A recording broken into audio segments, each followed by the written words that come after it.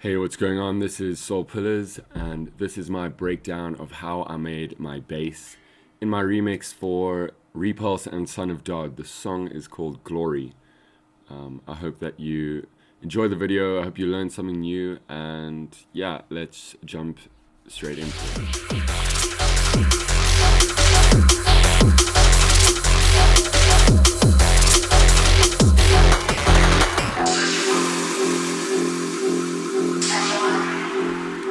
Cool, so I like to start things out in Machine a lot of the time, especially when working with samples and resampling things. I really enjoy Machine's sampler and all of the kind of built-in ADSR controls, and obviously having the hardware in front of me makes certain things a lot easier and a lot more fun.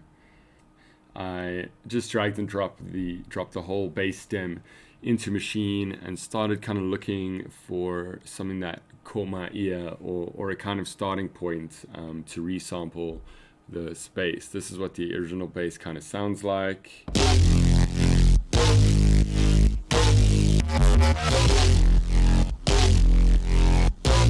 So somehow I ended up on this first little bit of the sequence over here.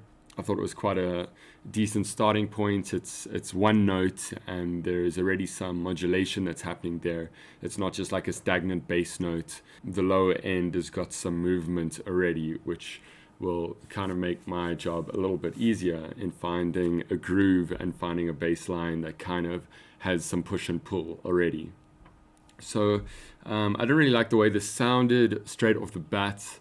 This kind of shot of the sample, I thought that the start of the sample was quite harsh, but I did like the texture of the sound. So I just kind of reversed the sample very simply, and then we ended up with something like this. I really enjoyed the sound, and immediately kind of just started to find out some sort of rhythm that worked, and ended up kind of just looping this bass note over and over again.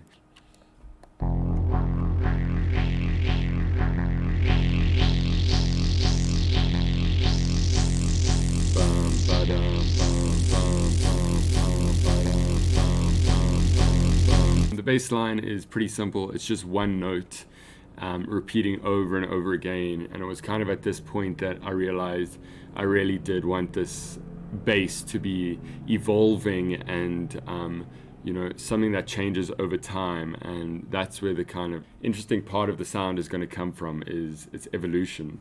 Put the steady 2-bar loop in place, and then automated the filter cutoff and the filter resonance to get that evolving kind of feel. And I try to automate the cutoff in time with the sort of push and pull of the bass.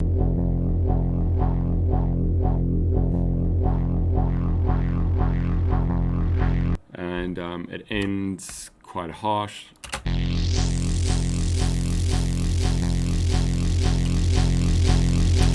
At this point, even though there's been such minimal processing, I was already really excited with the sound, just because of all of these sort of different layers that are working together in this bass sound.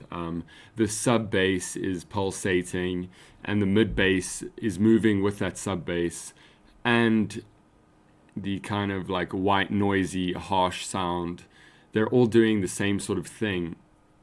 And at this point, I knew that I really needed to process the sound further to bring out all of that mid-bass grit and those kind of layers that are hiding within the sound.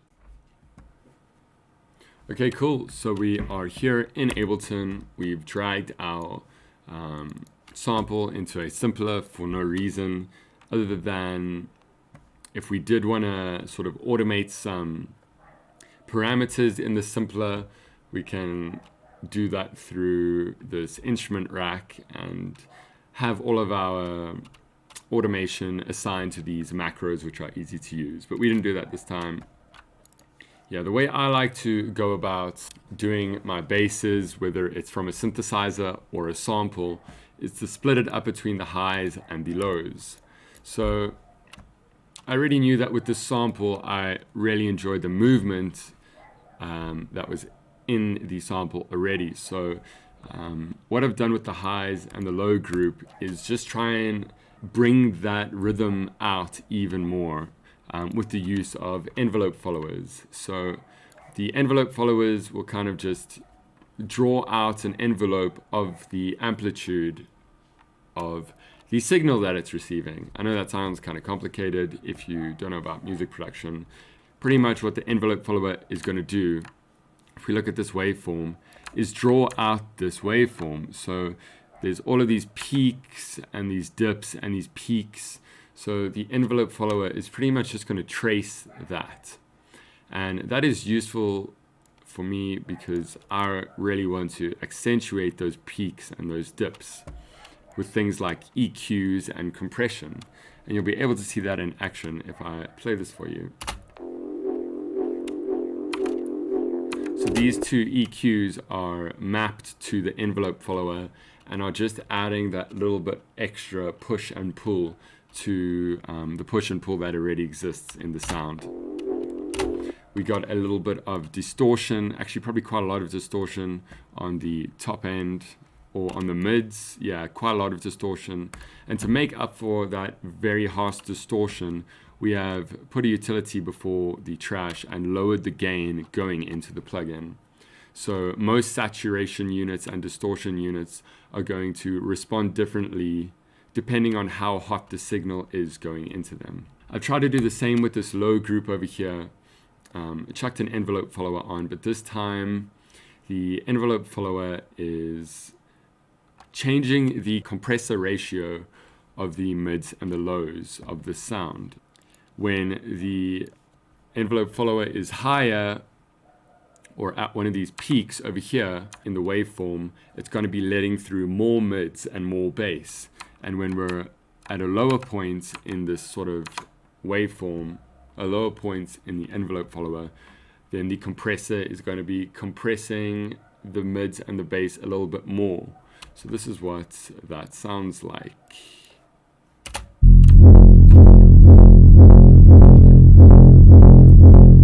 So I'm sure you can hear that in action, that whoa, whoa, whoa. Kind of cringy, I know, but that's the only way I can explain it. At the end of this processing chain, we have a limiter. I don't really care at this point of the sound design process if we're smashing a limiter and clipping.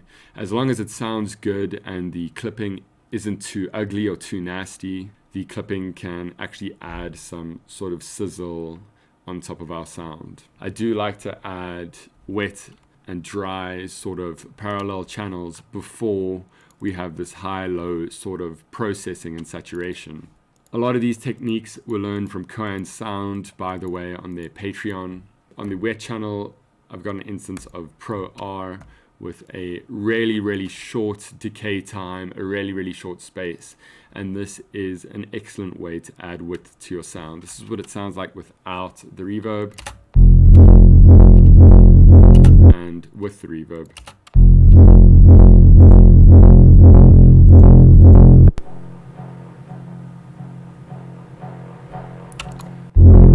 So it is really, really subtle, but it is going to add a lot of depth to the sound, to the bass. And yeah, so we resample that into this next channel. In this channel, I kind of did the final sort of processing touches to bring things out a little bit more with some saturation and some EQing. Saturator got some multi-band saturation going on. Nothing too intense, just Fab Filter Satins, clean tube on the mids and the highs, and turning the low band off completely. So there was some automation that I did with the EQs just to make sure that the sub frequencies are always going to be a consistent volume and that there's no drop off or there's no sort of point in the loop where the sub bass all of a sudden jumps up through the roof. I want my low end to be as balanced and consistent as possible, because that's where all of the weight of the song is going to come from. And then these two kind of little surgical peaks over here are to accentuate the harmonics that I thought sounded absolutely disgusting. And there's a little bit of a dynamic EQ boosting both of these frequencies, and a dynamic EQ taking some of the harshness out of the sound.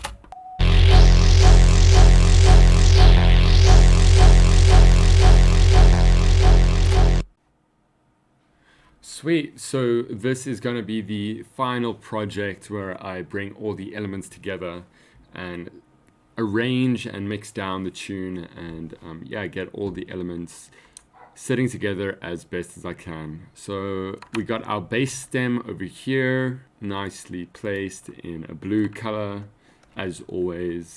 The processing in this final project for this bass stem was very minimal.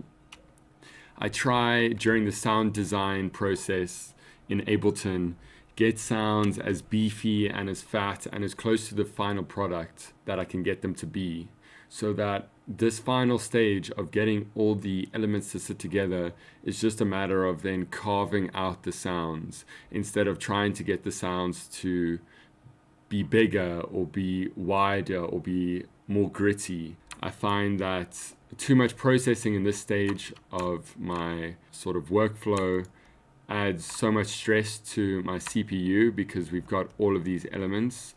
And I just find it a lot easier to be creative with sounds that are already polished and are already sounding great. So that's why I try and put a lot of time into the sound design process before I drag and drop everything in for mixing and arrangement. So all that we do have on this bass stem is going to be, I'm just going to put it louder. We've got an EQ on the bass stem, bringing back a little bit of the highs that we took out in Ableton, and that's going to be routed to the sub bass. So I like to group my mid basses and my sub basses separately, and then send both of them to an overall bass bus. We got the sub bass being routed to the bass bus, and we got the mid bass being routed to the bass bus. So the sub bass bus is just going to be having a bit of an EQ on it, taking down these like generally muddy area of like 100 to 200 hertz. I felt like the kick could maybe take up a little bit more of that space, and then just boosting like the mid-range a little bit. And then I've got a multi-band compressor. So what this is doing is the mid-bass shots in this tune are triggering band 1 and band 2 as side chains. So if I turn on all of the basses here, let's go to a section that's got a lot of mid-bass, you'll be able to see this. Yeah, the mid-bass is side chained to the sub-bass.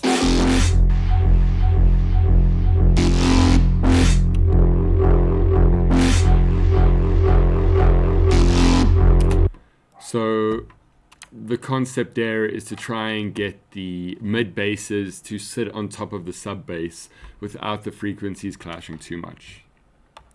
And the last step in this bass stem processing chain is going to be an instance of ozone, which is really bringing the mid bass and the sub bass together. What I've got in this instance of ozone is some EQing, taking out the sub frequencies, which were maybe a little bit unbalanced, a little bit too loud, bringing up some of the presence of the bass, or some of the harshness, some of the grittiness, the treble, and then multi-band exciting the sound to really like try and drive those harsh bits where the filter opens up. So you can see again, I wanted the sound to be very evolving. Start out with something quite stripped back.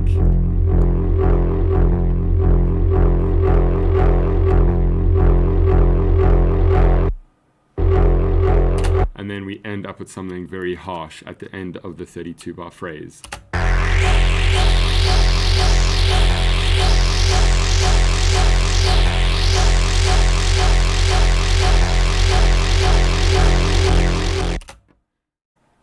Sweet. If you like this video and you would like to see some more things on how I like to do things in music production, for example, drums, maybe it's atmospheres, maybe it's pads, maybe it's whatever you want to know about, let me know and I'll catch you for the next video.